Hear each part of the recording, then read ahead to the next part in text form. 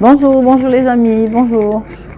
Je me suis réveillée ce matin avec une histoire que je me suis dit qu'il fallait que je partage vraiment avec vous. C'est une histoire qui me tenait à cœur. Hier, j'en discutais avec une sœur et puis je me suis dit que non, il faut que je parle de ça. Mais avant toute chose, je vous prie de cliquer là, le bouton rouge.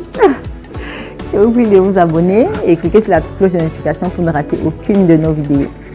Ok, le thème est le suivant. Évitons de vivre au-dessus de nos moyens. Sincèrement, évitons de vivre au-dessus de nos moyens. Je vous le dis, je vous regarde dans les yeux. Ouais, non, comprenez. Évitons de vivre au-dessus de nos moyens.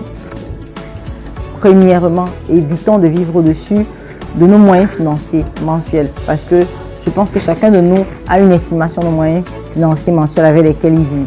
Par exemple, je prends l'exemple d'un salarié. Il sait que bon, si moi mon salaire c'est 300 000, je dois me battre pour pouvoir mettre 300 000 jusqu'à la fin du mois.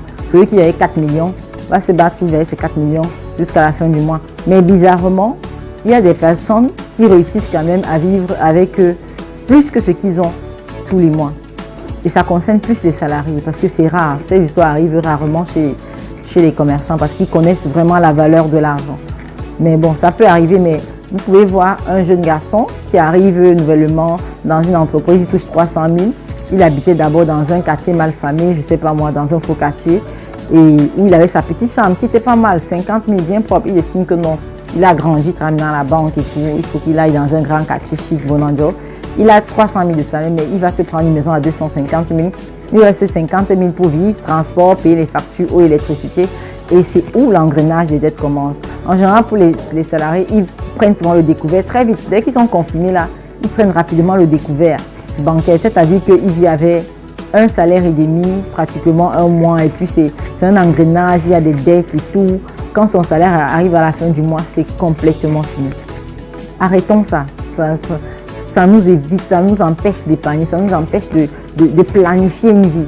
Parce que, franchement, je ne sais pas, tu touches 300 000, ta vie totale est au-dessus de 650 000. Mais comment tu vas même faire pour épargner? Comment tu vas même faire pour penser que non, je dois faire ceci? Et puis, ce sont les mêmes gens qui se disent que bon, voilà, je marchais à pied, manger une petite au quartier qui m'a barré. Non, il faut que je prenne un crédit à la banque, que j'achète la voiture.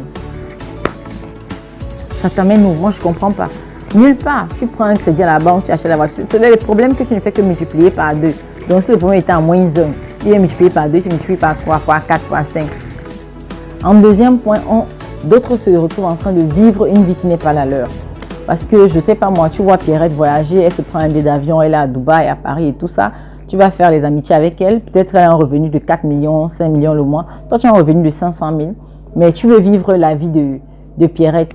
Elle va dans un avion, toi, tu vas prendre un crédit à la banque et tout pour payer ton billet d'avion, pour voyager et tout. Franchement, c'est une vie qui n'est pas la tienne en fait.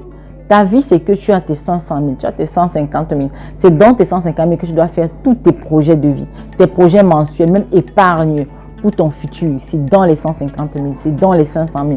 Donc, tu ne peux pas vivre comme quelqu'un qui a 4 millions. Quelqu'un qui a 4 millions, il a assez d'espace pour se faire quoi que ce soit. Donc, on peut vivre même avec 1 million entièrement dans un quartier UP et tout. Dans notre pays, tu peux épargner 2 millions, tu as 1 million pour faire tes voyages quand tu veux. Il y a matière à faire plein de choses. Par contre, quand on touche 150 000, il faut faire attention à ses dépenses. Donc, il faut faire attention parce que la vie est tellement chère qu'il faut devoir faire attention à la maison qu'on habite.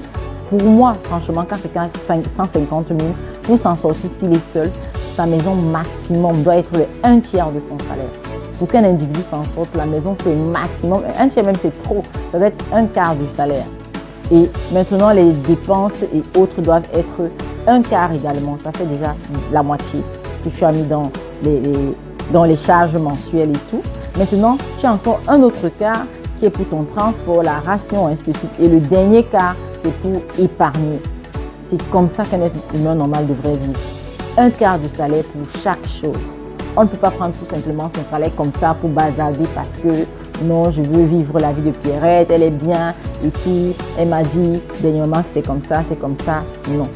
D'ailleurs, même sur ce, je vais vous raconter une très belle histoire. C'est l'histoire d'une amie dont je vais taire le nom.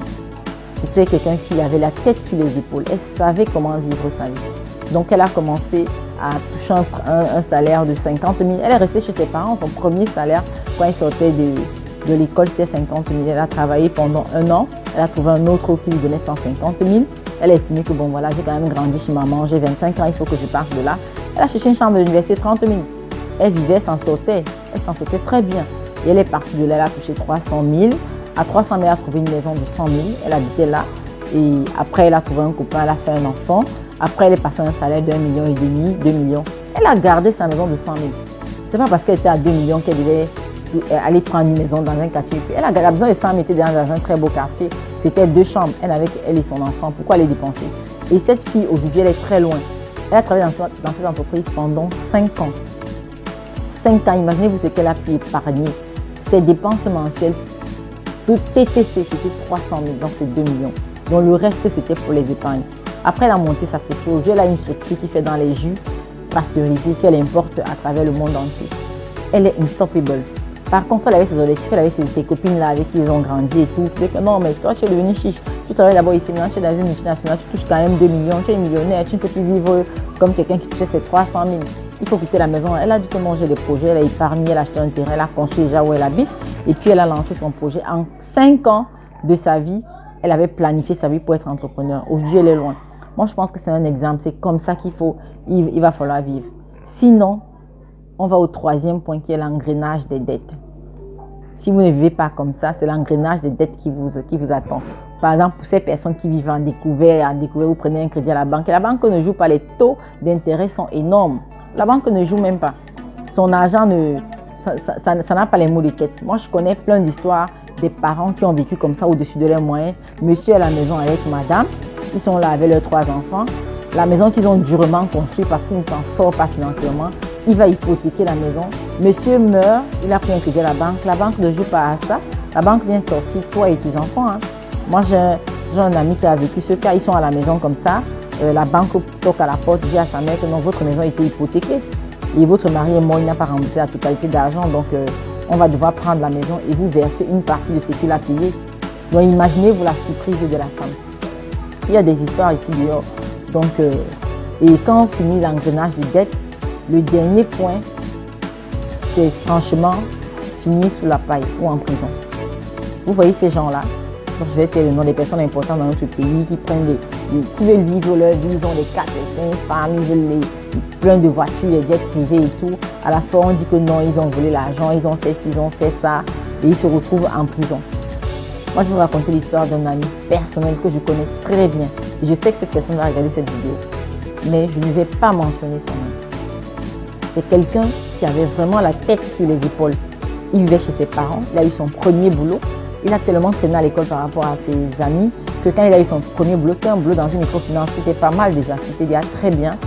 Et avec son boulot de la microfinance, il vivait toujours chez ses parents, c'était quelque chose comme 350 000. Il a épargné la maison, il a vu une petite cour devant là, il a dit que non, c'est là qu'il va faire son studio, sur la cour de ses parents. Il a fait un studio, il vivait seul, jusqu'au jour où il tombe sur son épouse actuelle. Et c'est là où les dépenses ont commencé parce que la fille avait estimé que bon, vivre sur la cour des parents, c'est comme si tu vivais toujours chez les parents. Non, franchement, lui, il avait budgétisé que non, je vis là, puisque c'est un petit studio avec en haut quand même, je peux vivre avec ma femme et mon enfant. Et si on part de là, on entre directement chez nous. C'est comme ça que lui, il avait vu les choses. Mais la fille lui a dit que non, ton salaire, vraiment, il faut que qu'on sorte d'ici, qu'on aille dans un quartier quand même. Regarde tes collègues, tu habites à Bonanjo, toi tu habites toujours chez tes parents à Dédé, ce n'est pas convenable et tout, sortons de là ici. Il est sorti de là pour aller louer dans un quartier IP. La maison seulement c'était 300 000, son salaire c'était 350 000. Donc c'est-à-dire qu'on était même déjà hors budget.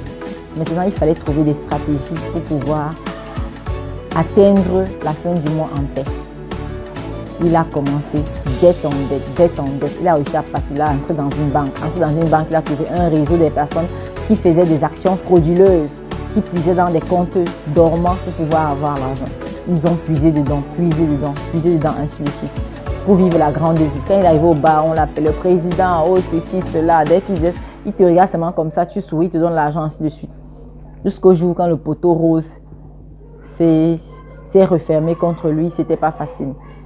On est juste venu les récupérer, lui et sa bande d'amis. Aujourd'hui, ils sont en prison. Ils sont en prison, tout ça pourquoi? Parce qu'il a voulu vivre au-dessus de ses moyens. Et puis que personne ne vous influence dans la vie, hein, que personne ne vous influence.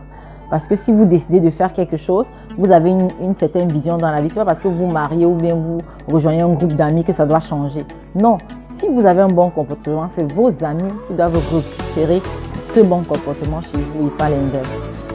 Alors, comme je le disais, évitons de vivre au-dessus de nos moyens. Évitons vraiment. Alors, si la vidéo vous a plu, je vous prie de liker, de partager autour de vous. N'oubliez pas de cliquer la cloche de notification pour ne rater aucune de nos vidéos. Et comme je le dis souvent, ce ne sont pas seulement les plus intelligents qui réussissent, mais les plus audacieux. Tenez bon, n'abandonnez jamais. Olive Chalet. Bye bye.